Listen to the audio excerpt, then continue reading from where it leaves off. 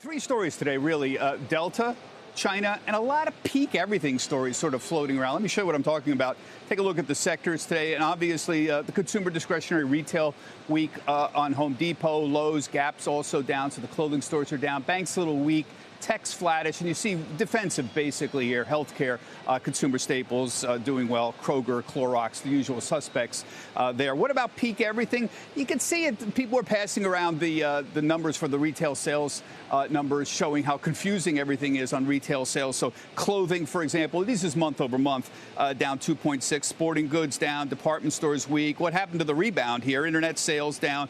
Bars and restaurants, though, my favorite indicator, though, was, I should say, up 1.7. Sorry about that, up 1.7 for bars and restaurants. This is very hard to read this because of the confusion around the variant. How much is it really messing with the reopening? And the answer is it's messing it with it a little bit, for sure, not necessarily a lot. We just don't know how long it's going to continue. Same thing with Home Depot. We get this argument, and Jim's absolutely right. These are great numbers out of Home Depot. Comp store sales up 4.5. Okay, we were expecting 5. Operating margins went up, by the way, 20 basis points. Its operating margins are still terrific for them. The transactions, see, this is a proxy for the traffic. This is the peak everything story. Everyone says, aha, you see, not as many people going into the store. All right, yeah. Average ticket was up, though, very nicely. Thank you very much for that. So, you know, the important thing is just to see what's going on, up 11.3% for the average ticket. Those are pretty good numbers. Here's the problem with Home Depot. It's beating the Dow, beating the S&P for the last 2 years, and year to date, it's up 26%. It's a consistent earnings grower. PE is very consistent on this company, 20, 21, 22, somewhere around there. It's got a higher PE than Lowe's. That's the problem. So it plays into the peak everything story, and they say, well, how much better can it get? Even though the numbers are still excellent. And that's what's so frustrating about this. You have excellent numbers and you still fall into the cynical, well, it's just peak everything story, essentially. Another peak everything story. Did you see the global fund managers? We follow this every month from Merrill Lynch. It's full of peak everything sentiment, essentially. Peak growth. Most of them feel that this is the peak growth period, peak profit period. Importantly, they also feel it's in peak inflationary expectations.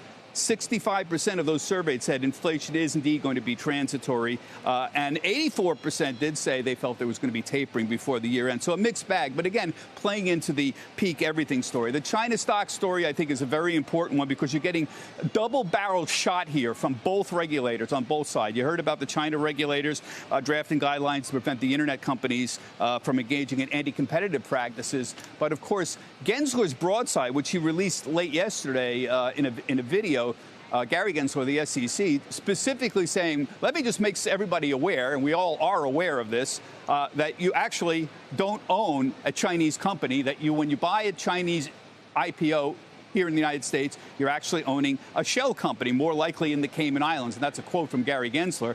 And he's actually asked the SEC to pause on any new China IPO listings until they meet the regulatory disclosures about risks that he wants them to engage in. So, Carl, what you've got here is another continuing double-barrel move from the regulators on the China side and on the U.S. side, and you see the pressure that's putting on the Chinese stocks. Carl, back to you. All right, Bob, thank you. Bob Bassani.